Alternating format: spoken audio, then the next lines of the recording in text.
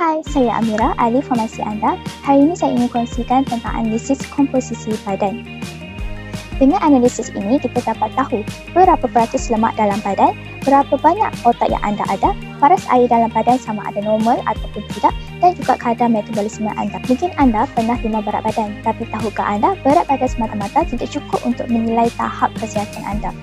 Kenapa ia penting? Sebab dua orang dengan berat badan yang sama mungkin mempunyai komposisi badan yang berbeza. Contohnya, seorang mempunyai lebih banyak otak, manakala seorang lagi mempunyai lebih banyak lemak. Ini memberi kesan besar kepada risiko penyakit seperti diabetes, darah tinggi dan kolesterol tinggi.